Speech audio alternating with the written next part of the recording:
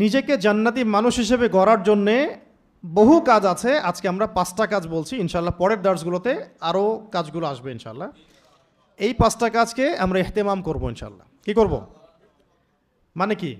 মানে যত্নশীল হব, যত্নের সাথে আদায় করব, মানে খুব কেয়ারফুল থাকবে 5টা কাজের বিষয়ে। ঠিক আছে? কোনো অবস্থায় যেন 5টা ছুটে না যায়, কোন অবস্থায় যেন এগুলো ছুটে না যায়। এটাকে বলা হয় শক্ত করে আঁকড়ে ধরা আর কি, যত্নশীল হওয়া। 1 নাম্বার হচ্ছে 5 ওয়াক্ত সলাত। 1 নাম্বার কি? 5 ওয়াক্ত সলাত। মিসাল দিচ্ছি এভাবে, রমাদান মাসে আমরা যেভাবে নামাজ পড়েছি এইভাবে পড়লেও হবে। রমাদান মাসে তো আমরা সবাই তারাবি, তাহাজ্জুদ, নফল, সুন্নত, জামাত সব পড়েছি না? সর্বোচ্চ চেষ্টা করেছি আমরা পড়ার জন্যে। অনেকের অনেক সময় ছুটে যেতে পারে, সেটা আবার কাজা করেছে বা কোনোভাবে আদায় করেছে। তো সেক্ষেত্রে এই যে রমাদানের শিক্ষাটা, নামাজ কেন্দ্রিক শিক্ষাটা, এটাকে সারা বছর ধরে রাখা, সারা বছর না সারা জীবন ধরে রাখা। একজন উলামায়ে কেরামদের একজন বলেছেন যে 40 দিন তাকবীরে উলা না, সারা জীবন তাকবীরে উলা ধরে রাখতে পারি, এরকম করে চিন্তা করা। নামাজের পাবন্দির জন্য মাঝে মাঝে ওমরাহ করা দরকার। ওখানে গেলে নামাজের পাবন্দি হয় এবং নামাজ উপলব্ধি করা যায়, অনুভব করা যায়, ফিল করা যায়। নামাজ তো আসছেই ওই বাইতুল্লাহ থেকে, মক্কা মদিনা থেকে আসে না? ওখানে গেলে নামাজকে ফিল করা যায়। তো এটা আসলে ভাষায় প্রকাশ করতে পারবো না। এটা আমি পরামর্শ দিলাম, যদি কারো সামর্থ্য থাকে এবং ইলমে আমলে দৃঢ়তায় ধারাবাহিকতায় ঘাটতি দেখা যাচ্ছে, তাহলে ওমরা করে আসলে ভালো হয়। পুরো নিজের সব মানে ভিতরের যে হতাশাগুলো, অলসতাগুলো, গাফেলতিগুলো সব চলে যাবে ইনশাআল্লাহ। নিজেকে ফিল করা যায় যে খুব মুনাওয়ার মনে হচ্ছে, আলোকিত মনে হচ্ছে, গোনামুক্ত মনে হচ্ছে। ওখানে যে কাজগুলো আছে, কাজগুলো করতে থাকলে ইসলামের সব পিলারগুলোকে ধরে ফেলা সহজ হয়। যাদের সামর্থ্য হবে তারা অবশ্যই বারবার উমরা করবেন ইনশাআল্লাহ, আল্লাহ পাক তৌফিক দান করেন। আর সলাতের পাবন্দি বলতে আমি কয়েকটা কথা বলবো। 1 নম্বর হলো জামাতের পাবন্দি করা। 2 নম্বর হচ্ছে 5 ওয়াক্ত সলাতের মধ্যে কত রাকাত? 17 রাকাত নামাজ। এই 17 রাকাত নামাজের সাথে অন্তত 12 রাকাত সুন্নত আদায় করা। কত রাকাত? এই 12 রাকাত সুন্নাত যে ব্যক্তি আদায় করে তার জন্য জান্নাতে একটা করে ঘর নির্মাণ করা হয়।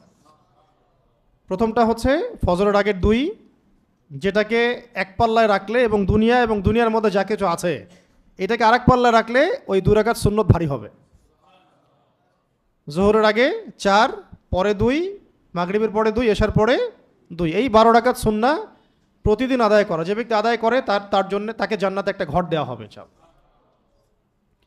এর সাথে সালাতের পাবন্দি বলতে তাহিয়াতুল ওযু হতে পারে। তাহিয়াতুল ওযু মানে ওযু করে এসে 2 রাকাত নামাজ পড়া, তাহিয়াতুল ওযু হয়ে গেল। যখন কোনো গুনাহ হয়ে গেছে 2 রাকাত নামাজ পড়া তওবার নিয়াতে। কোনো গুনাহ হয়ে গেছে বা ভুল হয়ে গেছে, ওযু করে 2 রাকাত নামাজ পড়া তওবার নিয়াতে। কোনো প্রয়োজন দেখা দিয়েছে বা কোনো সমস্যা, কোনো সংকট, ওযু করে এসে 2 রাকাত সলাতুল হাজত। এরপর যে কোনো সূরা দিয়েই পড়া যায়। তবে একটা কিতাবে পেলাম যে প্রথম রাকাতে সূরা ফাতিহার সাথে সূরা কাফিরুন, দ্বিতীয় রাকাতে সূরা ফাতিহার সাথে সূরা ইখলাস। ইনশাআল্লাহ এগুলো পরীক্ষিত আমল আছে কিছু। অনেক বড় বড় বুজুর্গ চলে গেছেন দুনিয়া থেকে, তাদের অনেক পরীক্ষিত আমল আছে। এগুলো আবার বেদাত না, কিন্তু বলে বসে এটা বেদাত।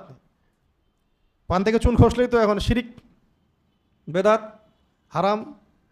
এই যে এগুলো প্রান্তিক চিন্তাটা থেকে বের হয়ে আসবেন। ওলামায়ে কেরামদের সোহবতে আসলে প্রান্তিক চিন্তাটা থেকে মানুষ বের হয়ে আসতে পারে এবং চিন্তাটা প্রশস্ত হয়, ব্যালেন্সড হয়। হ্যাঁ, তো প্রথম রাকাতে আপনি সূরা কাফিরুন যে কোনো সূরাই পড়তে পারেন। আমি বললাম যে অনেক বুজুর্গদের পরীক্ষিত কিছু আমল আছে। প্রথম রাকাতে সূরা ফাতিহার সাথে সূরা কাফিরুন, দ্বিতীয় রাকাতে সূরা ফাতিহার সাথে সূরা ইখলাস পড়ে তারা দোয়া করেছেন, কাজ হয়ে গেছে। অনেকে প্রথম রাকাতে সূরা ফালাক পড়েছেন, দ্বিতীয় রাকাতে সূরা নাস পড়েছেন, হয়ে গেছে।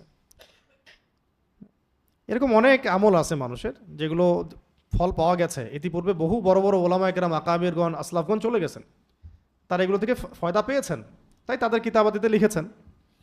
সেগুলো আমল করতে কোনো অসুবিধা নাই। তো এটা হলো সলাতুল হাজত। সলাতুল হাজত। আর তাহিয়াতুল ওযু মানে ওযু করে এসে 2 রাকাত নামাজ পড়া। বেলাল রাদিয়াল্লাহু আনহুর খাস আমল, খুসুসি আমল, যার ফলশ্রুতিতে তাকে নবী সাল্লাল্লাহু আলাইহি ওয়াসাল্লাম বলেছিলেন কি, জান্নাতে যখনই আমি যাই তোমার পায়ের আওয়াজ শুনতে পাই। ওনার খুসুসি আমল ছিল, যখনই ওযু ছুটে যাইতো তিনি ওযু করতেন, ওই ওযু দিয়ে 2 রাকাত নামাজ পড়তেন। এটা আমরা তাহিয়াতুল ওযু বলি, তাহিয়াতুল ওযু। মসজিদে ঢুকেছেন, নামাজ এখনো শুরু হয় নাই, তো ওযু আছে, 2 রাকাত নামাজ পড়ে বসা, এটার নাম তাহিয়াতুল মসজিদ। তাহিয়াতুল মসজিদ, এটাও আমল করা যায়। সলাতের পাবন্দি বলতে এগুলো চলে আসে। আর সবচেয়ে জরুরি সলাত হলো ফরজ সলাতের পরে তাহাজ্জুদ। কোন সলাত? এটা আমরা অনেকে মনে করি যে অনেক লম্বা সময় নিয়েই মনে হয় পড়তে হবে, অনেক বড় সূরাই মনে হয় লাগবে। 2 রাকাত নামাজ পড়লেও তাহাজ্জুদ আদায় হয়ে যাবে। ফজরের আগে আধা ঘন্টা আগে উঠেছেন, 2 রাকাত নামাজ পড়ে ফেলেছেন, আপনার তাহাজ্জুদের হক আপনি আদায় করেছেন, আলহামদুলিল্লাহ। আমরা তো আর ওইভাবে হক আদায় করতে পারবো না, আমি হাজিরা দিলাম অন্তত। কি দিলাম? হাজিরা দিলাম অন্তত। অনেকে দেখা যায় এই যে এখনই 10টা বাজে, ঘুমাতে ঘুমাতে 12টা 1টা বেজে যাবে, স্বাভাবিক। কারণ এখন এমনভাবে বিশ্বকে সাজানো হয়েছে, দিন হয়ে গেছে রাত, রাত হয়ে গেছে দিন। অনেকের কিছু করার নাই, অনেকে জব সেকশন এমন, পড়াশোনা সেকশন এমন, প্যাটার্নটা এমন। আর যারা একটু ওয়াজ মাহফিল করতে যাবেন তাদের তো আর কথাই নেই, তাদের তো রাত আর রাত থাকবে না, রাত হবে দিন, দিন হবে রাত। এটাও একটা কারণ, এই সিস্টেমগুলো থেকে বেরোতে হবে, মসজিদ ভিত্তিক প্রোগ্রামগুলো করতে হবে। রাতের ঘুম হারাম হয়ে যায় এগুলোর কারণে। তো যদি দেরি হয়ে যায় ঘুমাতে, ঘুমানোর আগে 2 রাকাত নামাজ পড়ে ঘুমানো, তাও কিয়ামুল লাইলের হকটা আদায় হলো। ঠিক আছে? তো নবী সাল্লাল্লাহু আলাইহি ওয়াসাল্লাম পড়তেন 8 রাকাত, 11 রাকাত, বেতন নামাজ পড়তেন, শেষে 11 রাকাত হতো, 13 রাকাত হতো অনেক সময়। তো এই নামাজ অনেক লম্বা হতো, অনেক লম্বা হতো, মানে পা ফুলে যাওয়ার মতো লম্বা হতো। আমরা যেহেতু এটা পারবো না, ছোট ছোট করে নামাজ পড়তে থাকা যতক্ষণ আপনি পারলেন, এবং ওই সময় বেশি বেশি দোয়া করতে থাকা। তো এই সলাতের ইহতেমাম বলতে আমরা বোঝাচ্ছি জামাতের পাবন্দি, জামাতের সাথে আদায় করা, সুন্নত নফলগুলোর ব্যাপারে সচেতন থাকা, তাহাজ্জুদ, এবং এই যে বললাম সলাতুল হাজত, তওবা, গুনাহ হয়ে গেলে তওবার নিয়তে নামাজ পড়া, ওযু করে এসে তাহিয়াতুল ওযু, মসজিদে গিয়ে তাহিয়াতুল মসজিদ, এই নামাজগুলো। আবার আওয়াবিনের নামাজ আছে, আওয়াবিন, আবার ইশরাকের নামাজ আছে, তারপরে চাষ্টের মানে সলাতুল দুহা, এই নামাজ আছে। এগুলো আদায় করার চেষ্টা করা। প্রত্যেক দিন সব আদায় করতে হবে এমনটা নিজের উপরে আবার লাজেম করে নেবেন না। প্রত্যেক দিন আমাকে সবগুলোই করতে হবে, এটা নিজের উপর লাজেম করে নিলে আপনি মানে কঠিন হয়ে যাবে আপনার জন্য দিনটা। দিন ইসলামটা আপনার কাছে কঠিন মনে হবে কয়দিন পরে আপনার কাছে। প্রথম কয়েকদিন হয়তো ভালো লাগবে যে হ্যাঁ ভালো আমল হচ্ছে, ভালো লাগছে। হঠাৎ করে 2 দিন 3 দিন নাই, মনটাও মানে খারাপ হয়ে যাবে, একটু হতাশ হয়ে পড়বেন যে আমার আজকে আমল, সব আমল ছুটে গেল। আমল তো আপনার ফরজ ঠিকই আছে, এই আমলগুলো ব্যাপারে পাবন্দ হওয়ার চেষ্টা করা, কিন্তু লাজেম যে আমাকে করতেই হবে প্রত্যেক দিনই আমাকে তাহিয়াতুল ওযু পড়তে হবে, তাহিয়াতুল মসজিদ পড়তে হবে, প্রত্যেক দিনই আমাকে ইশরাক পড়তে হবে, প্রত্যেক দিনই সালাতুদ দুহা পড়তে হবে, এইভাবে আবার মাইন্ডসেটটা তৈরি না করা। আমি আমার সাধ্য মতো নিয়মিত করার চেষ্টা করব, এইরকম মাইন্ডসেট রাখলে আপনার জন্য আসান হবে। কারণ দিনকে নিজের উপর কঠিন করে নেবেন না। হ্যাঁ, কারণ সব দিন তো সমান যাবে না আপনার, সব দিন কি যাবে না, সমান যাবে না। আজকে ফ্রি আসি, করতে পারছি, কালকে তো আপনি ফ্রি নাও থাকতে পারেন, তখন আপনার ভিতরটা অস্থির হয়ে যাবে এগুলোর জন্য। তো আল্লাহ পাক সবাইকে বোঝার তৌফিক দান করেন। এটা হলো সালাতের ইহতেমামে কিছু কথা বললাম। 2 নম্বর হচ্ছে ব্যক্তিগতভাবে জান্নাতে যাওয়ার জন্যে আমাদের 2 নম্বর একটা বিষয়ে গুরুত্ব দিতে হবে, সেটা হলো কোরআন তেলাওয়াতের ক্ষেত্রে ইহতেমাম করা, তেলাওয়াতের ইহতেমাম করা। কিসের ইহতেমাম করা? কোরআন তেলাওয়াতের। এই ব্যাপারে রমাদান আমাদেরকে শিক্ষা দিয়েছে, রমাদানে বহু মানুষ খতম দিয়েছি আমরা। এইটাকে ধরে রাখা এবং অন্তত পক্ষে ডেইলি 1 পারা হলেও তেলাওয়াত করার চেষ্টা করা। ডেইলি কতটুকু? তাহলে 30 দিনে 30 পারা, 1 খতম। আর কিছু বাছাইকৃত সূরা আছে, আয়াত আছে, যেগুলো নিয়মিত পড়া উচিত। এটা তো আগেও বলেছি আমি এর আগের দার্সগুলোতেও, তার মধ্যে আবার রিপিট করছি, সূরা ইয়াসিন নিয়মিত পড়বেন, সূরা মুলক, তারপরে সূরা ওয়াকিয়া। রাতের বেলা সূরা আলিফ লাম মিম সিজদা পড়ারও একটা হাদিস আছে, আলিফ লাম মিম সিজদা।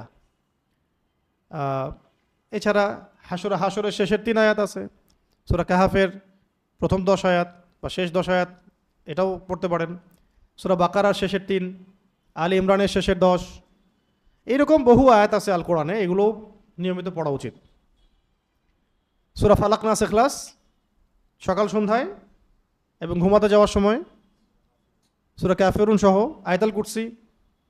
আয়াতুল কুরসির পরের আয়াত দুটো, এগুলো। এছাড়াও রুকিয়ার অনেক আয়াত আছে, কারো যদি এরকম কোনো সমস্যা মনে হয়, রুকিয়া সংক্রান্ত বহু আয়াত আছে, এগুলো পড়তে পারেন। এক কথায় কোরআনের সাথে তাল্লুক রাখা, কোরআনের হক আদায় করার চেষ্টা করা, ডেইলি কোরআনকে সময় দেওয়া প্রতিদিন, এবং সেটা এক পারা হলেও যেন আমার পড়া হয় নিয়মিত, এই ফিকিরটা সবার থাকা উচিত। আর যারা পড়তে পারি না তাদের জন্যে এখন সবচেয়ে বড় কাজ হলো কোরআন তেলাওয়াত শেখা। যারা কোরআন তেলাওয়াত করতে পারি না, সবচেয়ে বড় কাজ এখন আমাদের জন্য কোরআন তেলাওয়াত শেখা। দ্বীন ইসলাম কায়েম হোক যেমন আমরা চাই, জান্নাতে যেতে চাই যেমন, এগুলো মানে অসম্ভবের পর্যায়ে হয়ে যেতে পারে যদি আমরা কোরআনের হক আদায় না করি। তো একটা বই বাজারে বের হলো, ওটা নিয়ে ব্যস্ত হয়ে গেলেন, আরেকটা বের হলো, ব্যস্ত হয়ে গেলেন, এইভাবে একটা একটা করে বই বিভিন্ন বিষয়ভিত্তিক কোরআনই তেলাওয়াত শেখা হলো না। এটা কোনো পড়াশোনার তরিকা হলো না, এটা কোনো পড়াশোনার কোনো সিস্টেমই হলো না। এটা এখন যদি ধরেন আপনি সরেও না জানেন, কখও না জানেন, এবিসিডি না জানেন, এখন কি আপনি ক্লাস 10-এ ভর্তি হতে পারবেন?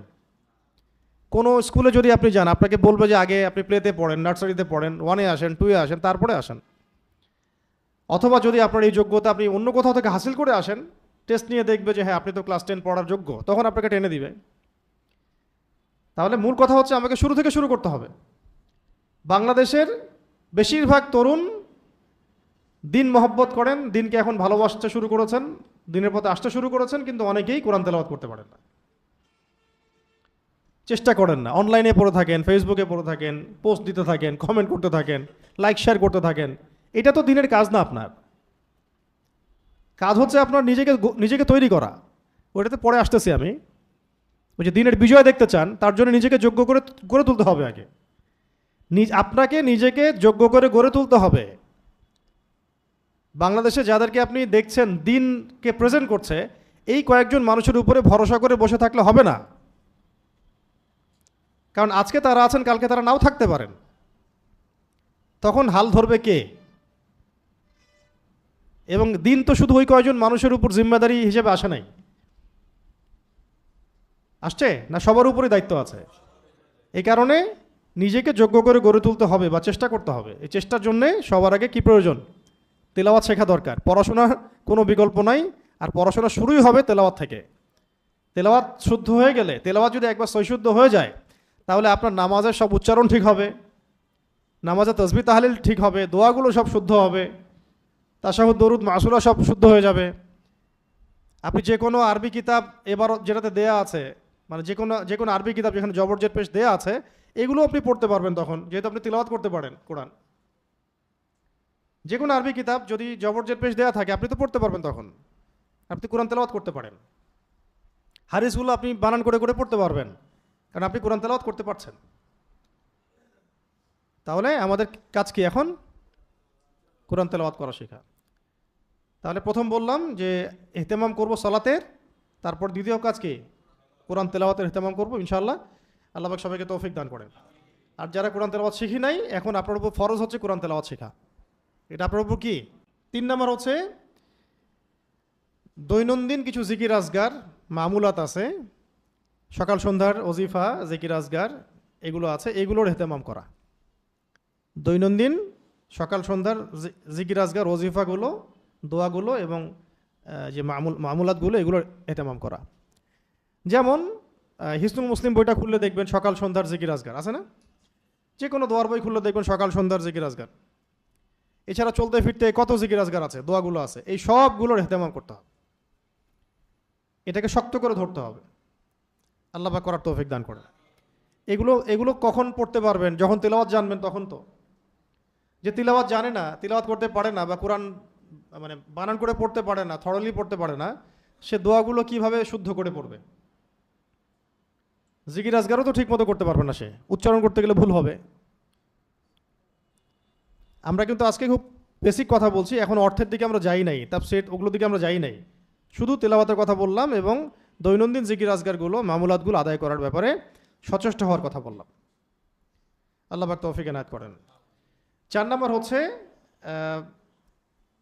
দিনের একটা অংশে, 24 ঘন্টার যে দিনটা যাচ্ছে আমাদের, অন্তত একটা অংশে আমাদের আল্লাহ রব্বুল আলমিনের সাথে একাকী কথা বলা দরকার, যেটাকে আমরা বলি দোয়া করা।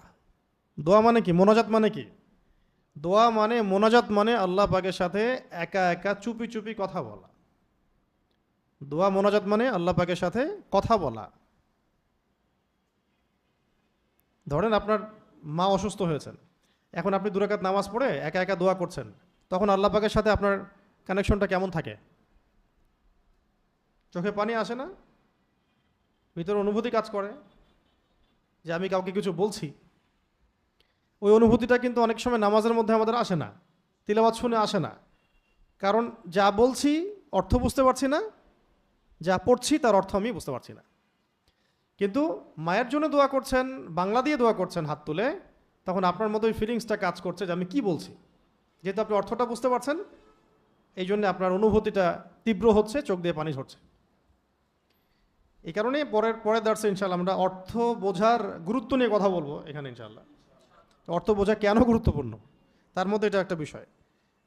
তো দোয়ার বিষয়টা যেটা বলছিলাম, যে দিনের একটা অংশে, অন্তত একটা অংশে, হোক তাহাজ্জুদের সময় হোক, ফজরের পরে হোক, যে কোনো একটা সময় আল্লাহ পাকের সাথে একটু গভীর মোনাজাতে লিপ্ত হওয়া দরকার, যাতে চোখে পানি আসে। দিনে অন্তত একবার চোখে পানি আসা উচিত। এবং এই দোয়া সংক্রান্ত অনেক কিতাব আছে, তার মধ্যে একটা খুবই গুরুত্বপূর্ণ কিতাব হলো মোনাজাতে মাকবুল। মোনাজাতে মাকবুল, এই বইটা সবার বাসায় থাকা চাই। এখানে যে দোয়াগুলো আছে এত চমৎকার, এত সুন্দর, কেউ যদি অর্থ বুঝে এবং দিল থেকে এগুলো পড়তে পারে, ইনশাআল্লাহ তার দুনিয়া আখিরাতের জন্য আর কিছু চাওয়া বাকি থাকবে না ইনশাআল্লাহ। এত সুন্দর বই মোনাজাতে মাকবুল, আশরাফ আলী থানভী রহমতুল্লাহ আলাইহি লিখেছেন আর সংকলন করেছেন। তো দোয়ার ইহতিমাম করা। এছাড়া যদি আপনি চান যে আমি অনেক আরবি দোয়া জানি না, যেগুলো জানেন সেগুলোই করবেন, আর নির্দিষ্ট একটা সময় আপনি ফিক্স করে নেন, বসেন, যখন আপনি ফারেক আছেন, যে কোনো ওয়াক্তে নামাজের পরে হতে পারে, ফজরের পরে হতে পারে, তাহাজ্জুদে হতে পারে, ঘুমানোর আগে হতে পারে, বাংলা দিয়েই আল্লাহ পাকের কাছে দোয়া করবেন যে কি আপনি চান, কি আপনি চান না, কি আপনার সমস্যা, কি আমার সমস্যা, হ্যাঁ, কি আমার পেরেশানি, সব কিছু আল্লাহ পাকের সাথে শেয়ার করা, সব কানেকশন উপরে। এটা হলো দোয়ার ইহতিমাম করা। আর এটা আমাদের জন্য খুব বেশি দরকার, কারণ আমরা দিনকে রিপ্রেজেন্ট করতে চাই এবং দিন প্রতিষ্ঠিত হোক এটা আমরা চাই। এই কারণে দোয়া ছাড়া আমাদের কিন্তু কোনো অস্ত্র নাই। আমাদের কাছে অস্ত্রটা কি এখন? দোয়াই। আর 5 নাম্বার হলো মুহাসাবা। 5 নাম্বার কি? মুহাসাবা মানে হচ্ছে আত্মপর্যালোচনা, হিসেব নেওয়া, নিজের হিসেব নিজে নেওয়া, যে আমার দ্বারা সারা দিনে এমন কোনো কাজ হলো কিনা যেটা খারাপ, বা সারাদিনে আমি যা করতে চেয়েছিলাম সবগুলো করলাম কিনা, কিছু ছুটে গেল কিনা, ফরজ, ওয়াজিব, সুন্নাত, মুস্তাহাব, কোথায় আজকে গ্যাপ পড়লো, আমি কোথায় আজকে পিছায় পড়লাম, নাকি আজকে আমি একটু ভালো করলাম। যদি পিছায় পড়ি আস্তাগফিরুল্লাহ, যদি পিছায় পড়ি তাহলে ইস্তিগফার, আস্তাগফিরুল্লাহ, এবং আবার নতুন উদ্যমে পরের দিন থেকে শুরু করা। যদি পিছায় পড়ি, মনে হয় যেন আজকে একটু আমার মনে কমে গেল আমল, তাহলে ইস্তেগফার পড়ে, ইস্তেগফার তওবা করে পরের দিন থেকে আবার নতুন উদ্যমে শুরু করা। আর যদি ভালো হয়, আজকে খুব ভালো, মাশাআল্লাহ দাওয়াতের কাজ করলাম, নামাজ পড়লাম, আজকে মাশাআল্লাহ মানুষকে পড়ালাম, দান সদকা করলাম ইত্যাদি, তখন আবার যেন মনের মধ্যে কোনো কেবর বা অহংকার না আসে, আজকে আমি খুব ভালো করে ফেলছি, আজকে তো আমার চেয়ে ভালো কেউ করেই নাই। ওইটা আসলে আবার ধ্বংস হবে। ওটা হচ্ছে কেবর, রিয়া চলে আসে মনের মধ্যে। যদি এমন হয় যে মনে হয় যে আজকে ভালো আমল করেছি, তাহলে শুকরিয়া আদায় করা, আলহামদুলিল্লাহ, আল্লাহ পাক আমাকে তৌফিক দিয়েছেন, আমি আজকে এই কাজগুলো করতে পেরেছি। ওই সময় যেন কোনোভাবেই মনের মধ্যে আবার এই অনুভূতি না আসে যে খুব আজকে তো মাশাআল্লাহ হেভি আমল করলাম, ফাড়ায় ফেলছি পড়ে, ঠিক আছে, এরকম হয় কিন্তু। এবং তখনই মানুষ ফেসবুকে ঢুকে অন্য কারো আমল নিয়ে সমালোচনা করা শুরু করে, আমি তো এরকম করছি, আরে ও তো বুঝে না কিছু। যখন মানুষ নিজেকে একটু সুপিরিয়র ভাবা শুরু করে তখনই অন্যের পিছনে লাগা শুরু করে, এবং এটাই হচ্ছে ইবলিসের স্বভাব। কার স্বভাব? ইবলিসের স্বভাব এটা।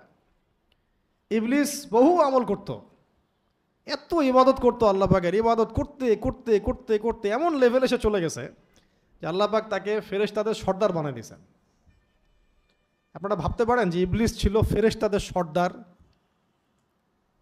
মানে জিবরাইল আলাইহিস সালামের উপরে ফেরেশতাদের সর্দার, মানে কি সব ফেরেশতাদের উপরে তার মাকাম চলে গেছে ইবাদত করতে করতে, আনুগত্য করতে করতে। একটা পর্যায়ে কি হলো, আল্লাহ পাক একটা আদেশ করলেন, আদমকে সিজদা করো, সবাই সিজদা করলো ইল্লা ইবলিস। না করার পিছনে রিজনটা কি? সে বলছে যে খলাকতানি মিন নার ওয়া খলাকতাহু মিন তিন, আল্লাহ আপনি তাকে সৃষ্টি করেছেন কি দিয়ে? মাটি দিয়ে। আমাকে সৃষ্টি করেছেন আগুন দিয়ে, আমি কিভাবে তাকে সিজদা করতে পারি? মানে সে বলতেছে যে আপনি ভুল, আমি সঠিক। নাউজুবিল্লাহ। আবা ওয়াস্তাকবারা, আল্লাহ পাক দুটো শব্দ বলেছে, আবা ওয়াস্তাকবারা, উদ্ধত হলো এবং অহংকার প্রদর্শন করলো, অবাধ্য হলো, অহংকার প্রদর্শন করলো, ব্যাস। আবা ওয়াস্তাকবার,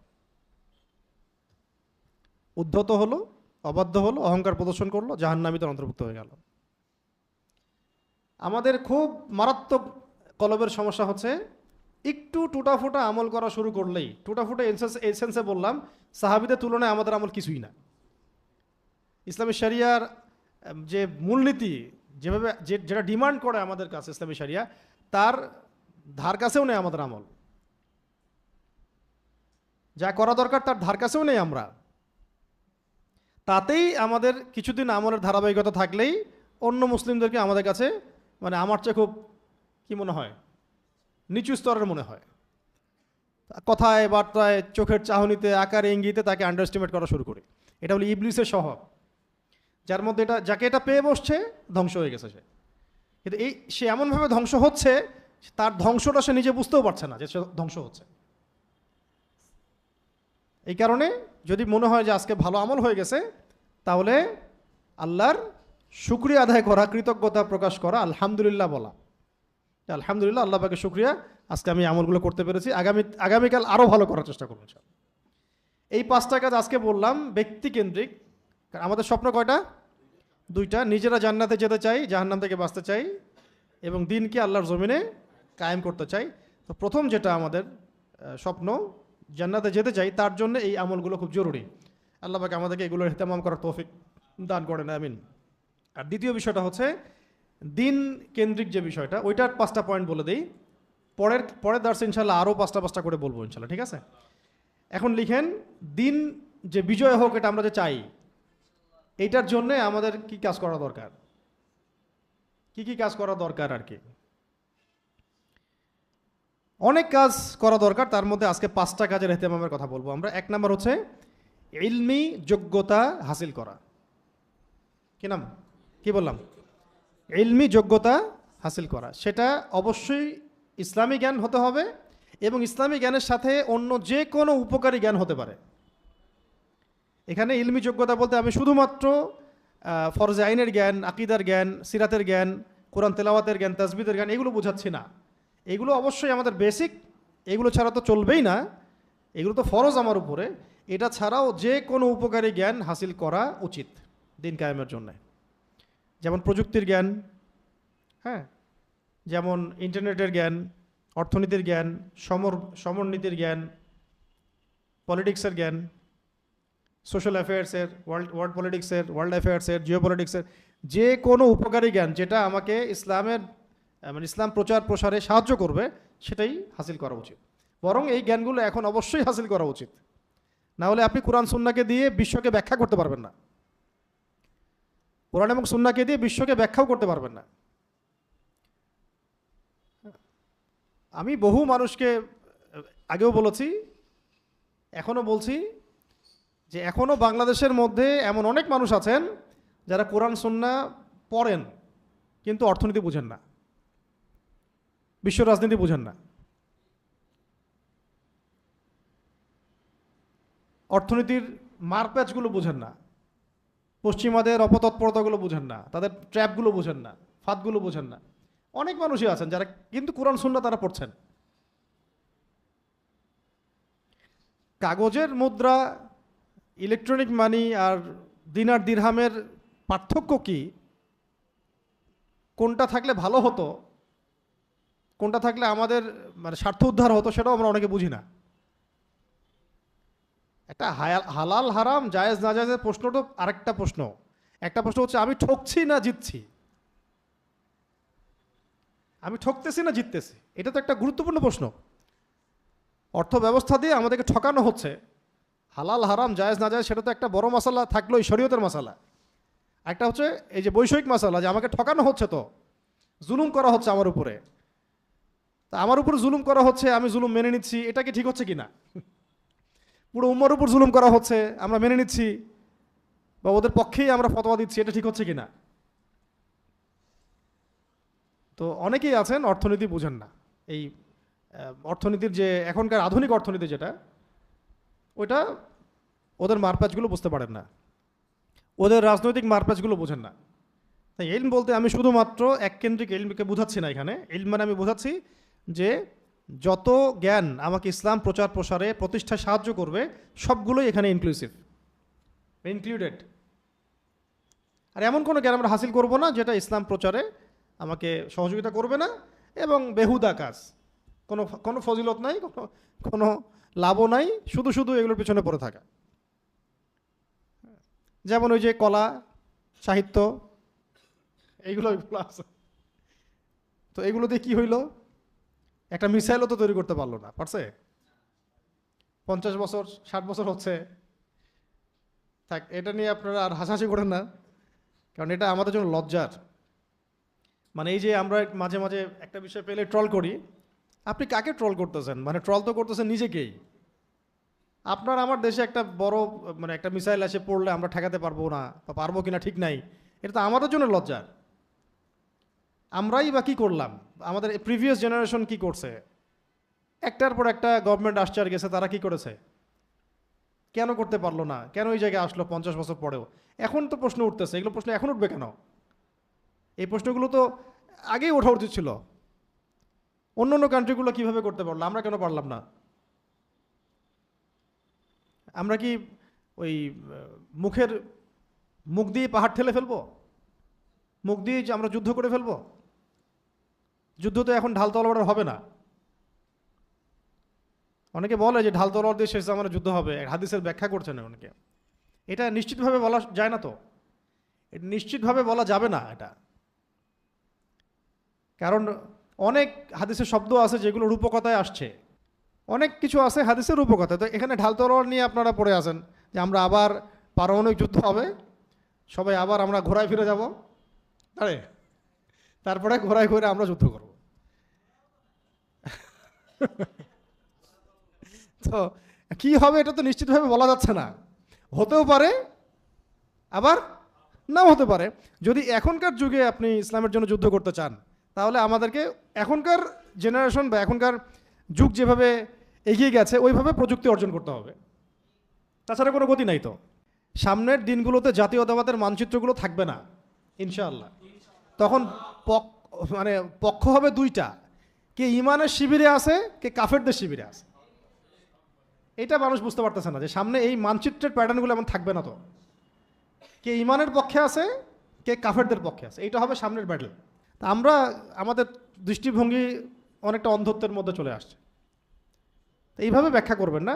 তো ইলমি যোগ্যতা বলতে আমি যেহেতু ইয়াং ভাই সবাই এক বাক্যে বলতে চাই যে কোরআন সুন্নাহর যে বেসিক জ্ঞান সেটা তো হাসিল করতে হবেই। এর সাথে সমসাময়িক বিশ্বকে ডিল করার জন্য যত জ্ঞান দরকার, যে যে সেকশনে পড়ি সেই সেকশন থেকেই অর্জন করতে হবে, এবং অর্জন করা খুব বেশি দরকার ছিল আগে, এখনও দরকার। যদি না হয় তাহলে আমরা রাষ্ট্রের এই বড় বড় সমস্যাগুলো আমরা মোকাবেলা করতে পারবো না। আর আমাদেরও দোষ আছে, আমরাও তো নিজেরা কাজ না করেই শুধু আঙ্গুল তুলি একজন একজনের দিকে। আমরা কতটুকু চেষ্টা করলাম? এটা সত্য যে এদেশে প্রতিভার মূল্যায়ন খুব কমই হয়, এবার এটাও সত্য আমরা এগুলো দোহাই দিয়ে আবার নিজেরাও পিছুপা হয়ে যাই। আমরা চেষ্টা করি, দেখা যাক কি হয়।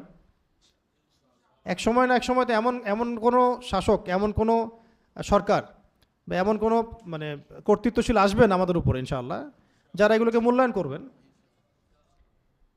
যখন দেখেন এই যে ঈদের সময় এত অ্যাক্সিডেন্ট হলো, এতগুলো মানুষ মারা গেলেন, আল্লাহ পাক শহীদের মর্যাদা দান করেন। আর এই যে ভোগান্তি, জনভোগান্তি, জুলাইয়ের যে অভ্যুত্থানের পরে 5-7 দিন কিন্তু এমন কোনো সমস্যা হয় নাই। রাস্তাঘাটে কন্ট্রোলে কারা ছিল? ছাত্ররা। তাদের কোনো ট্রেনিং ছিল? ট্রাফিক ট্রেনিং ছিল? পুলিশের ট্রেনিং ছিল? রাস্তায় কোনো সমস্যা হয় নাই।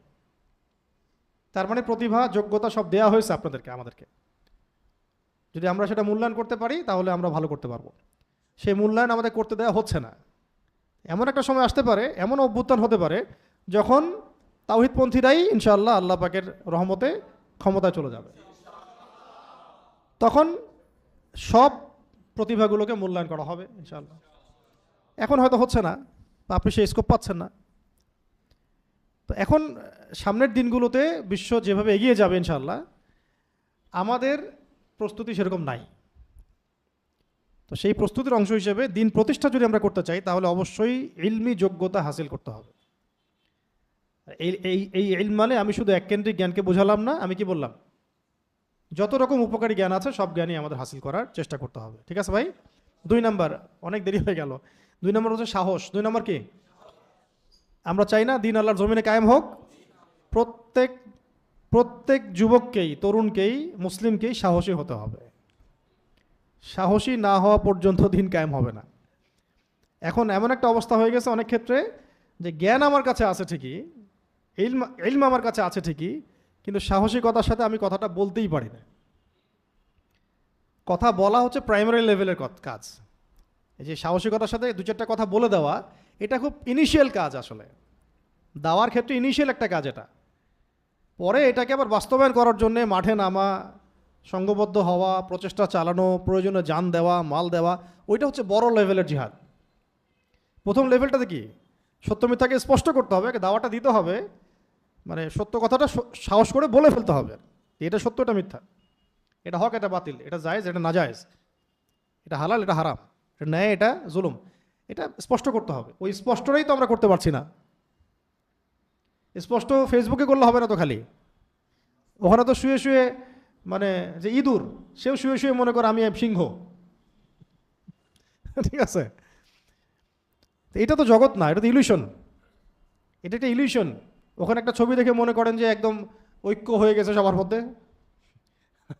মনে করেন 10 জন বসে আছে, এমনি হোটেলে দেখা হয়েছে, চা খাইতে বসছে, কেউ একটা পিকচার উঠাইছে, উঠে অনলাইনে দিয়ে দিছে, জনগণ এদিকে আনন্দে মাতোয়ারা, আলেমদের ঐক্য হয়ে গেছে রে ভাই, দেশটা এবার নিশ্চয়ই বিপদ থেকে বাঁচবে। আর কি একটা পুরা ধোকার একটা জগতে রাখা হয়েছে। দেখা হয়েছেই প্রথমবার, চা খাচ্ছে প্রথমবার, কেউ কারো বাসার ঠিকানাও জানে না, তো ঐক্য হবে কিভাবে? এইগুলো জগৎ নিয়ে পড়ে থাকবেন না। সাহসী হয়ে মাঠে ময়দানে কাজ করেন, মসজিদে, মিম্বরে, আপনার মক্তবে, মাদ্রাসায়, এগুলো বড় বড় খেদমত। অনলাইনে কি করতে পারি আমরা? সর্বোচ্চ ভালো কিছু বিষয় ছড়ানোর চেষ্টা করতে পারি, তাও এটাতে খুব একটা বড় লেভেলে কাজ আসলে হবে না। আজকে হাসিল করতেন, হ্যাঁ, তালিম হতো, তাদরিস হতো, একটা তানজিম ছিল তখন। এরপরে আস্তে আস্তে এটা সমাজে ছড়িয়ে যেত। প্রয়োজনে তারা মানে বিপদ ফেস করতেন, প্রয়োজনে হিজরত করতেন, প্রয়োজনে আঘাতের বদলে পাল্টা আঘাত হতো। এইভাবে দিনটা কায়েম হয়েছে আর কি। প্রযুক্তি কাজে লাগাবো, তবে আমরা প্রযুক্তির ধোকায় পড়বো না এবং অপব্যবহারে পড়বো না। আল্লাহ পাক আমাদেরকে বোঝার তৌফিক দান করে। আর এটা এটা এটা মানে কাফেরদের জন্য একটা বড় অস্ত্র এটা, এই প্ল্যাটফর্মগুলা।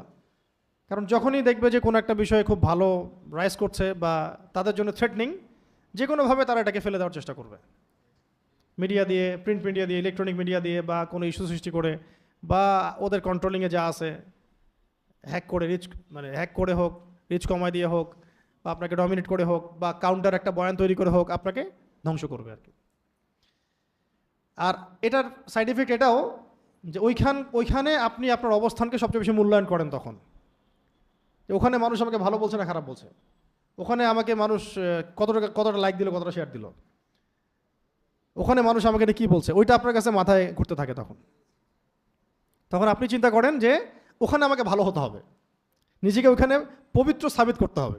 এই জন্যে বাংলাদেশে সব আল্লাহর ওলি যারা তারা সব ফেসবুকেই থাকে, কোনো গোনা নাই তাদের, খুব মানে মাসুম নিষ্পাপ, আর নিজেকে এমনভাবে উপস্থাপন করে যে আমার কোনো গোনাই নাই ভাই। আবার কথা বলার সময় অনেক সময় এমন টেকনিক্যাল কথা হয় যাতে ডান পক্ষ আমাকে চড় না মারে, বাম পক্ষ চড় না মারে, left hand side is equal to right hand side proof থাকে আর কি, মাঝখানে থাকে আর কি। সড়কে এতগুলো প্রাণ ঝরে গেল, এ দায় আর কে নিবে? এই স্ট্যাটাসটা দিলে কোনো সমস্যা নাই তো, ডানেও কেউ কিছু বলবে না, বামেও কেউ কিছু বলবে না। কবে এই জাতির উন্নতি হবে? আরে এতগুলো প্রাণ চলে গেল।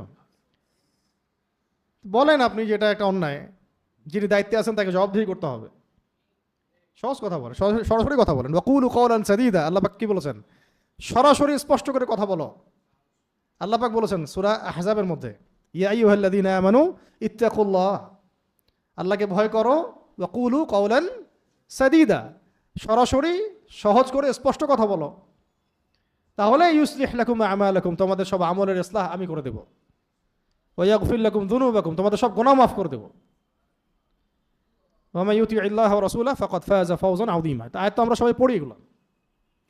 সাহসিকতা দরকার। এই সাহসিকতা বলতে আমি এখন এটা বোঝাচ্ছি না যে আপনি একদম ওই যে রাস্তায় নেমে ওই যানজট হচ্ছে 10 জন নামলে লাঠি রটা নিয়ে একদম সব ক্লিয়ার করে দেব না রে, সব ক্লিয়ার করে ফেলি রাস্তাঘাট। সাহসিকতার সাথে বিষয়টা এরকম বোঝাই নাই, কোনো আবেগ ইলিউশন হাইপ না। মানে আমরা প্রথমে হকটা চিনবো, জানবো, হকটাকে সাহসের সাথে প্রচার করবো। আগে হকটাকে সাহসের সাথে প্রচার করব, লিখবো, বলবো, প্রচার যত মাধ্যমে প্রচার করা যায় প্রচার করবো। এরপরে এটাকে প্রতিষ্ঠার জন্য যেভাবে সাহসিকতা প্রদর্শন করা দরকার সেভাবে আপনারা করবেন ইনশাআল্লাহ। এবং এই ব্যাপারে আপনারা আমাদের চেয়ে অনেক বেশি সাহসী আলহামদুলিল্লাহ। এটা আমরা বিশ্বাস করি যে যদি বাংলাদেশের তরুণ সমাজকে হকটা বোঝানো যায়, এটা কায়েম করার ক্ষেত্রে তারা আমাদের চেয়ে বেশি সাহসী হবে ইনশাআল্লাহ। কোনো কোনো ক্ষেত্রে আমরা শুধু বলতে পারি, কোনো কাজ করতে পারি না, তো সেই কাজটা আপনারা করে দেখাবেন, ঠিক আছে? কারণ অনেক অনেক প্রতিবন্ধকতা থাকে, আর যখন আল্লাহ রাব্বুল আলামিন আমাদেরকে জামাহ করে দিবেন তখন এগুলো কেটে যাবে ইনশাআল্লাহ, ঠিক আছে? এটা হলো সাহসের কথা। কারণ এটা খুব দুঃখজনক যে অনেকের কাছে অনেক দিনের জ্ঞান আছে কিন্তু সাহসিকতা নাই, হক কথাটা স্পষ্ট করে বলতেও পারছেন না, কাফেরদের চোখে চোখ রেখে কথাও বলতে পারছেন না, বরং তাদের সিস্টেমের মধ্যে ঢুকে তাদেরকে তেল দেওয়া হচ্ছে, চাটুকারিতা করা হচ্ছে, তাদের পক্ষপাতিত্ব করা হচ্ছে, তাদের হাত উঁচু করে দেওয়া হচ্ছে। হলো না এগুলা? সিস্টেমে ঢুকে তাদের দাস হয়ে গেলাম, অথচ কোরআন শোনার জ্ঞান ছিল ভিতরে। সাহসের ঘাটতি আর কি। আল্লাহ পাক আমাদেরকে বোঝার তৌফিক দান করেন। আচ্ছা, এই সাহসিকতার সবকের জন্য আমরা সিরাতটা পড়ব।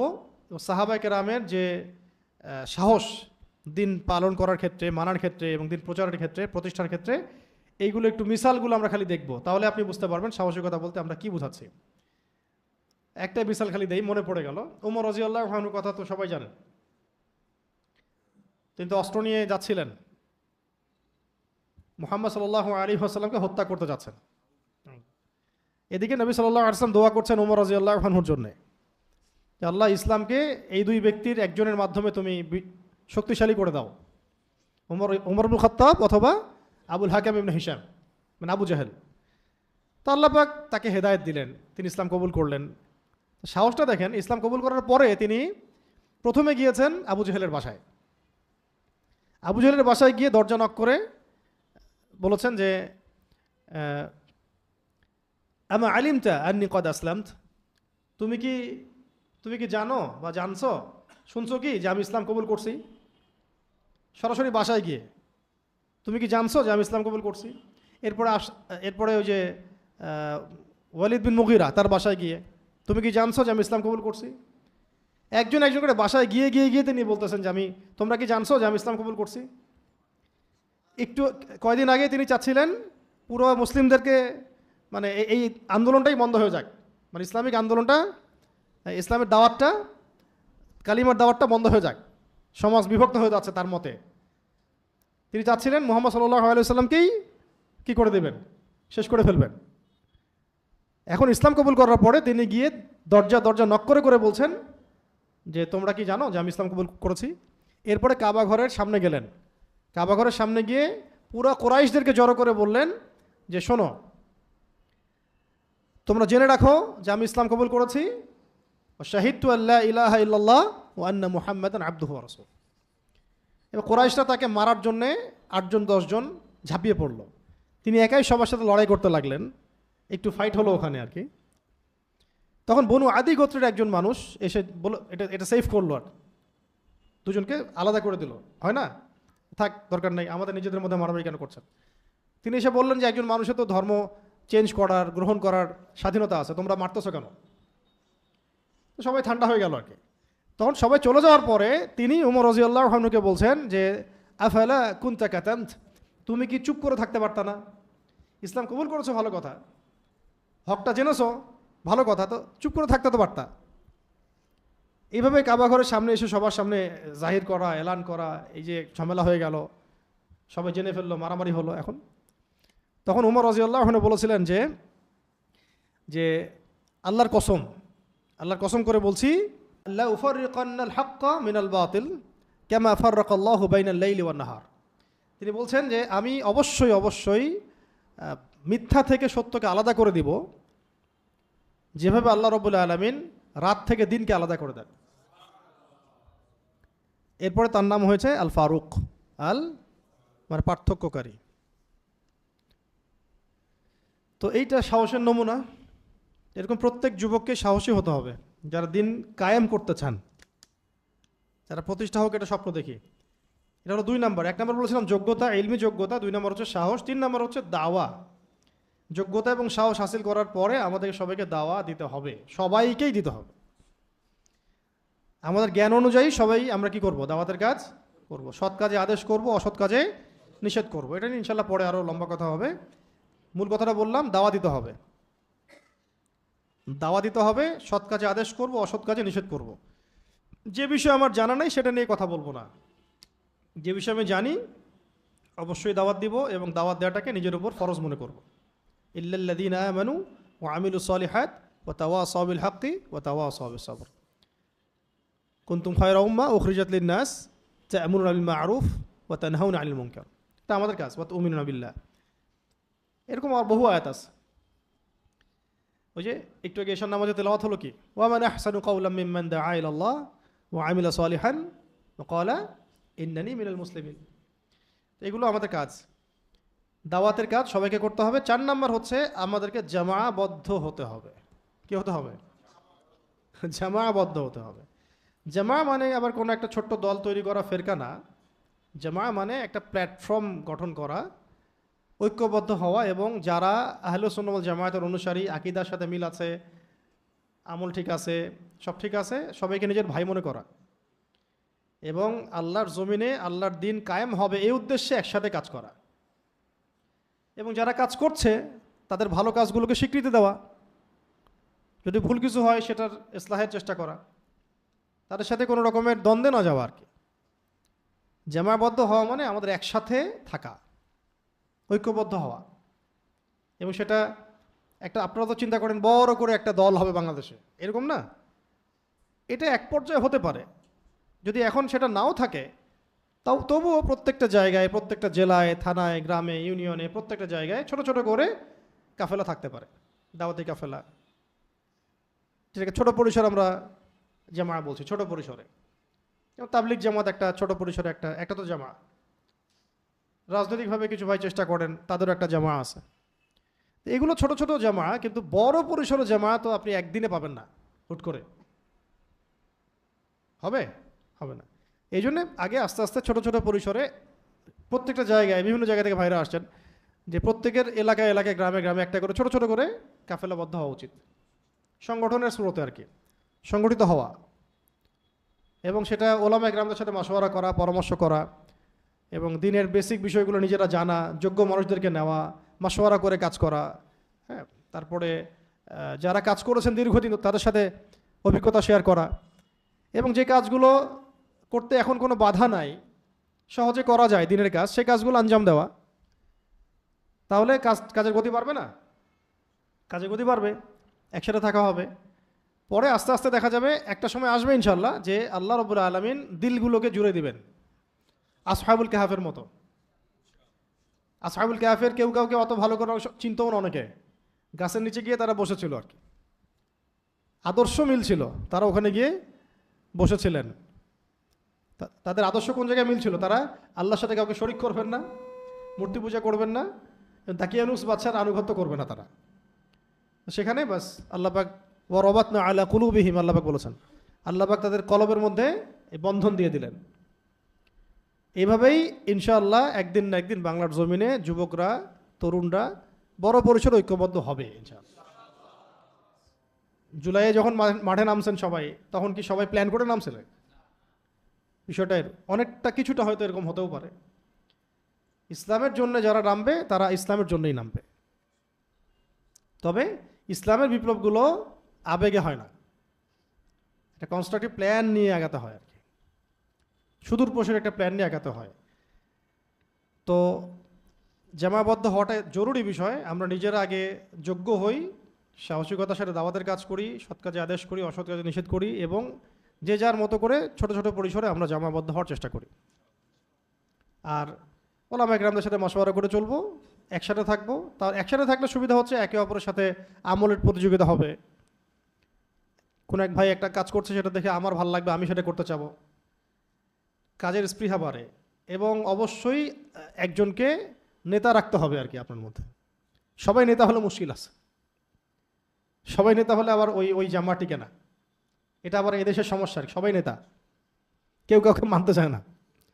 মানে আলেম, এক আলেম আরেক আলেমকে মানতে পারতেছে না, সেখানে আপনাকে মানবে কিভাবে? একজন আলেম ধরেন আরেকজন আলেমকে মানতে পারতেছে না, তা আপনাকে মানবে কিভাবে? এই জন্য এমন কিছু কাজ করা যেগুলো সবার জন্য উপকারী হয়, সামাজিক সোশ্যাল কাজ, যুবকদেরকে নিয়ে, শিক্ষা নিয়ে, অর্থনীতি নিয়ে, ঠিক আছে, নারী ও শিশু, ইয়েতিম প্রকল্প, মানে এমন অনেক কাজ আছে যেগুলো সব জায়গায় গ্রহণযোগ্যতা পাবে। এবং এদেশে সবচেয়ে বেশি দরকার হলো এখন ইলমি কাজ, জামাবদ্ধ হওয়া, ইসলাহের কাজগুলো, অর্থনীতির ভিত্তিগুলোকে শক্ত করা, এবং বিশ্বের প্রেক্ষাপট সব কিছু সবার সামনে উপস্থাপন করা, এবং দিন কায়েমের জন্যে নিজের সর্বস্ব বিসর্জন দেওয়ার মানসিকতা তৈরি করা।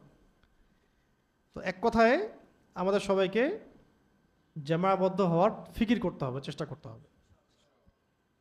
আল্লাহ পাক আমাদের সবাইকে তৌফিক দান করেন। আর এখন বলতে পারেন যে অনেক তো দল সংগঠন বাংলাদেশে আছেই, হ্যাঁ আছে, ঠিক আছে, কিন্তু কাউন্টার প্রশ্ন যদি কেউ করে যে যারা আছে তারা সবাই কি ইসলাম বড় পরিসরে কায়েম করতে পেরেছে কিনা, উত্তর তো আসবে না। তাহলে এখনও ওই বিষয়টার ঘাটতি অবশ্যই বাংলাদেশে আছে, যেটা এখনও হয় নাই। এখনও অবশ্যই সেই বিষয়টার ঘাটতি দেশে আছে, যেহেতু দেখছি আমরা ওই পর্যায়ে যেতে পারি নাই। তো এখন যারা এক্সিস্টিং, তাদের ভালোগুলো তো আমরা অবশ্যই ভালো বলে স্বীকৃতি দিব, তাদের সাথে আমরা মিউচুয়াল আন্ডারস্ট্যান্ডিং রাখবো, মাশওয়ারা হবে। কিন্তু বিকল্প প্ল্যাটফর্মও দরকার আছে, যেগুলো সময় বুঝে, সময়ের পালস বুঝে, কখন কি করতে হবে সেগুলো বুঝে, এবং যেটা পুরোপুরি সিরাতের আদলে হবে, পুরোপুরি সিরাত এবং সুন্নতের আদলে হবে। এবং তারা প্রত্যেকে যোগ্য হবে, প্রত্যেকে, ইচ অ্যান্ড এভরিবডি যোগ্য হবে। এখানে মাথা গোনা হবে না, মাথার ভিতরের মগজকে মূল্যায়ন করা হবে। এরকম প্ল্যাটফর্মে কথা বলছি আর কি, আমি এরকম জামার কথা বলছি যে মাথা সংখ্যা গোনা হবে না, খালি সংখ্যা এখানে বড় বিষয় না। বড় বিষয় হচ্ছে সে ব্যক্তির কলব এবং মস্তিষ্ক, তার হৃদয়ের অবস্থা কি এবং তার মাথার অবস্থা কি, আর কি তার ভিতরে কি আছে। এরকম ডিনামাইট জামা কিন্তু বাংলাদেশে আসলে খুব একটা নাই। ইচ অ্যান্ড এভরিবডির মধ্যে ওই জজবা, কলব পরিচ্ছন্ন, প্রতিভাবান, এরকম জামা তৈরি করা খুব সহজ কাজও না, কঠিন। আমরা তো চাই যে একটা দল খুলি, লাখ লাখ মানুষ ফর্ম ফিল আপ করুক, ব্যাস এটা দিন কায়েম হয়ে যাবে আর কি। আদতে হয়েছে কি এভাবে? হয় নাই। ইসলামের ইতিহাসেও ওই দেখবেন অল্প অল্প কিছু মানুষকে নিয়েই বড় বড় যুদ্ধ হয়েছে আর কি, এবং বড় বড় বিজয়গুলো এসেছে। জামাবদ্ধ হওয়াটা একটা কাজ, এটা আমি বলে দিলাম কোন ক্ষেত্রে জরুরি। এটা যারা দিন প্রতিষ্ঠা করতে চান, কারণ এটা আপনি একা একা করতে পারবেন না, ঐক্যবদ্ধ হতেই হবে। কাদেরকে নিয়ে হব? যারা ঐক্যবদ্ধ হতে চায়, সেই মেজাজ রাখে, সেই সেভাবে যোগ্য এবং সেই স্বপ্ন দেখে। অন্যরা কে কি করলো, কার ভালো হলো কার খারাপ হলো সেটা নিয়ে আলোচনাও করার দরকার নাই। স্বপ্নবাজ মানুষরা স্বপ্ন সামনে রেখে তাদের মতো করে আগাক। এটা কে করবে, কবে করবে, কাদের ধারা হবে সেটা আল্লাহ ভালো জানেন। এখন যারা যারা কাজ করছে তাদেরকে আমরা সাধুবাদ জানাবো, এবং যারা নতুন করে প্ল্যাটফর্ম করতে চায় আমি সেটাকেও সাধুবাদ জানাবো। হ্যাঁ, এবং যারা যারা সংগঠন বুঝেন, দেশের প্রত্যন্ত অঞ্চল থেকে শুরু করে সমস্ত জায়গায় ঐক্যবদ্ধ হওয়ার মতো ক্যাপাবিলিটি যাদের আছে, এক কথা চেন অফ কমান্ড যারা ফলো করতে পারেন, এই জামাটা ইনশাআল্লাহ সামনে ভালো করবে, যদি করতে পারে তারা কেউ। ঠিক আছে, সেটা অবশ্যই ঠিক সঠিক উসুলে হতে হবে। কোরআন সুন্নাহর সঠিক উসুলে, পশ্চিমা তন্ত্রমন্ত্রে গোলক ধাঁধায় না, সিরাতের সুন্নতে। ব্যালটকে তাওয়াফ করবে না তারা আবার, বুঝতে পারছি কি? পশ্চিমাদেরকে কেবলা মানবে না, একদম সিরাতের আদলে। ওটা বুঝে ফেলবেন কি বলতে যাচ্ছি, যখন আপনি যোগ্যতার লেভেলটা পার করবেন, ইলমের যোগ্যতা, তখন আপনি নিজেই বুঝে ফেলবেন যে আসলে আসলে আমার কী করা উচিত। তো যোগ্যতা, সাহস, দাওয়া এবং জামাবদ্ধ হওয়ার সাথে আজকের শেষ পয়েন্ট হচ্ছে আনুগত্য করা। আনুগত্য করা এবং ধারাবাহিকতা বজায় রাখা। আনুগত্য করা এবং ধারাবাহিকতা বজায় রাখা। যারা দিন প্রতিষ্ঠা করতে আমরা চাই, কাজ করতে চাই, আমাদেরকে আনুগত্য করতে হবে যোগ্যদের। আনুগত্য ছাড়া এখানে দিন কায়েম করতে পারবেন না আপনি। সবাই নেতা হয়ে গেলে হবে না, মশওয়ারা করতে হবে, মশওয়ারা করে সিদ্ধান্ত নিতে হবে, সবার মতকে প্রাধান্য দিতে হবে, মত প্রকাশের স্বাধীনতা দিতে হবে, এরপরে মশওয়ারা করে যেটা সিদ্ধান্ত সেটার উপরে থাকতে হবে। আনুগত্য করুন। এই আনুগত্য আমাদের অনেক মানুষের মধ্যেই নাই, যাদের করার কথা তাদের মধ্যেই নাই। কেউ কারো আনুগত্য করতে চায় না, সবাই মনে করে যে আমি সব বুঝি, আমি অন্যের আনুগত্য করবো কেন? আনুগত্যহীনতার কারণে অনেক বড় বড় প্ল্যাটফর্মগুলোও ঝরে পড়ে গেছে, ভেঙে গেছে, অভ্যন্তরীণ তারা মানে ফাটল সৃষ্টি হয়ে গেছে, এক দল থেকে 4-5টা দল হয়ে গেছে, হয় নাই? আনুগত্যের সবকটা সবচেয়ে আগে জরুরি, এটা আনুগত্য থাকতে হবে। আল্লাহর জন্য আনুগত্য, যে কাজটা কোরআন সুন্নাহর মাফিক হচ্ছে সেখানে আনুগত্য করতে হবে। যদি ভুল কিছু করে দায়িত্বশীল বা কেউ, সেক্ষেত্রে ইসলাহ করতে হবে, সংশোধন করতে হবে। ঝগড়াঝাটি করে সব ধ্বংস করে দেওয়া যাবে না আর কি।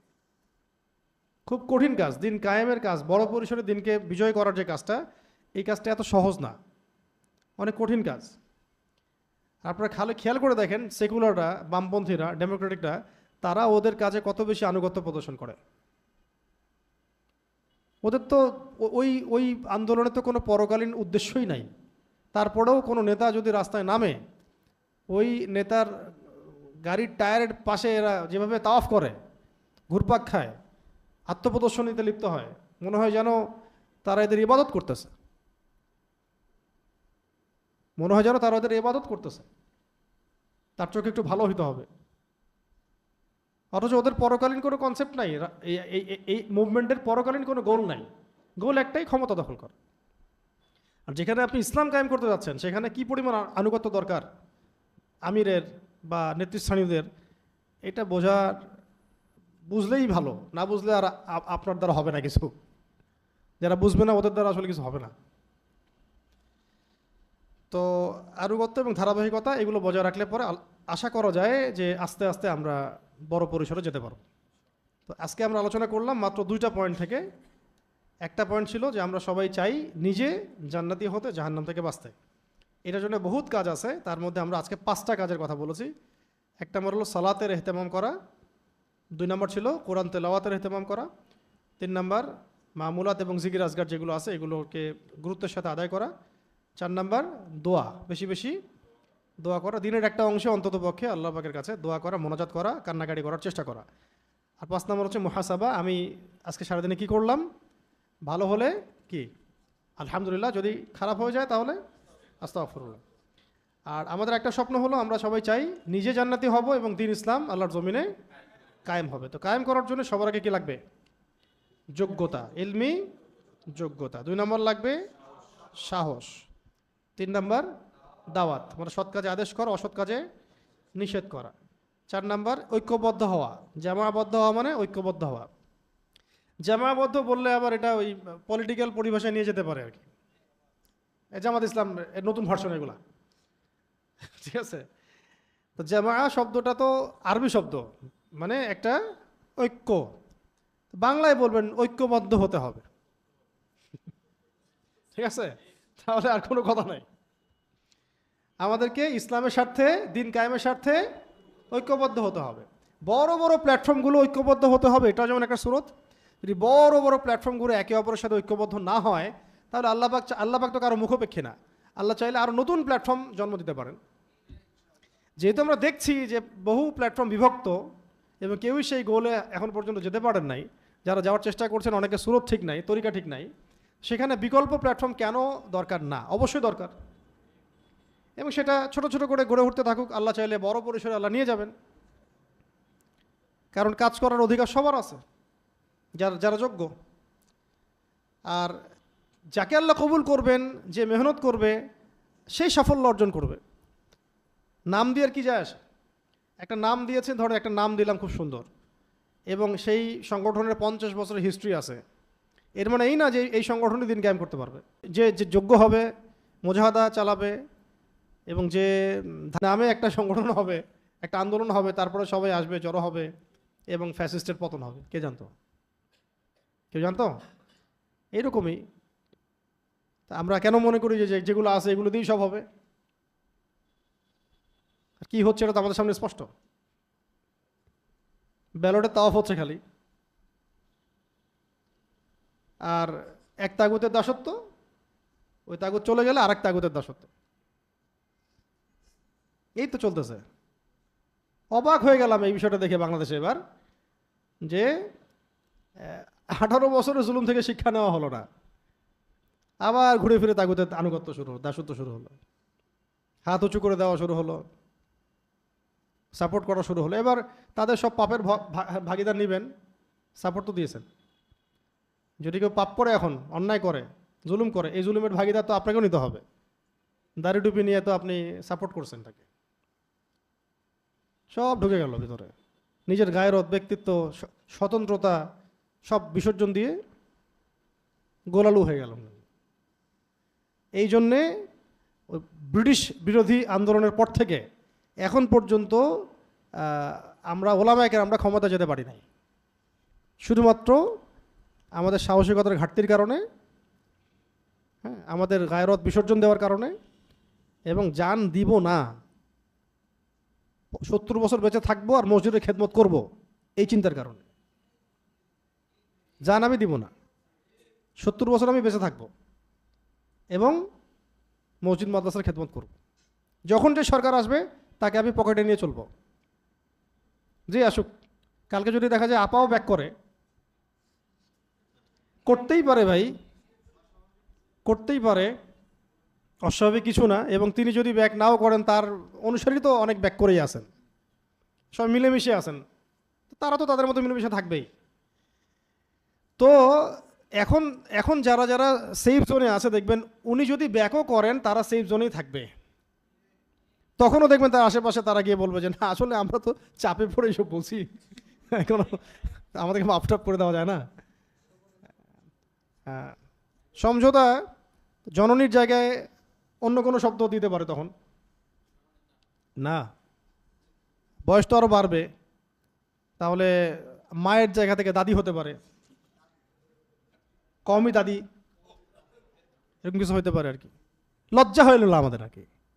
কি একটা অবস্থা আমাদের, আমরা যে এত নির্লজ্জ হলাম কিভাবে আল্লাহ ভালো জানেন। ওই অভিজ্ঞতাগুলো শেয়ার, ওগুলো ভুলে গেলাম। আবার নতুন করে এখন এখন কি কমি আঙ্কেল বানাইছেন নাকি?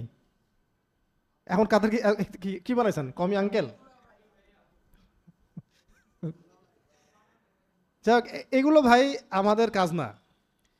আমাদের কাজ হচ্ছে সব মহলে দাওয়াতের কাজ করা, কাউকে আন্ডারস্টিমেট করা না। আবু জেহেলও যদি সামনে দাঁড়ায়, তাকে দাওয়াত দিতে হবে, তাকে তেল মারতে হবে না, তাকে দাওয়াত দিতে হবে। কথাটা আমার কথা একদম স্পষ্ট হয়। এখানে প্রশাসন হোক, ডিজিএফআই, র্যাব, পুলিশ, আর্মি, আপনার রাজনৈতিক নেতৃবৃন্দ, বিএনপি বলেন, আওয়ামী লীগ বলেন, জাতীয় পার্টি বলেন, এনসিপি বলেন, যে আসুক, ইসলামের দাওয়াতটা দিবেন তাদেরকে। শরিয়ার দাওয়াত, খিলাফার দাওয়াত, ইমারার দাওয়াত, সিরাতের দাওয়াত, তাওহীদের দাওয়াত, এগুলো আল্লাহ পাক চাইলে তাদের হাতে হবে, তারা যদি কবুল করে তাদের হাতেই হয়ে যাবে।